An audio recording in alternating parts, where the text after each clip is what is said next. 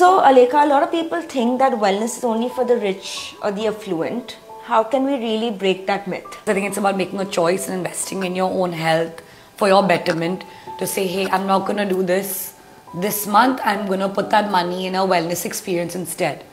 I think we really try to keep it as affordable. You know, the irony is when we fall sick, yeah. the bills that we pay to visit a doctor or for medications or the hospital bills, yeah, etc. are so high. It's very high. But just think, if we take small steps today to ensure that we don't reach that stage, we can probably cut 1/4 or at least half those costs. 100%. Just in sustainable manners. Like this is like investing in an SIP or in the stock market. Yeah. It's like investing small savings every other day for a better, healthy future tomorrow, right?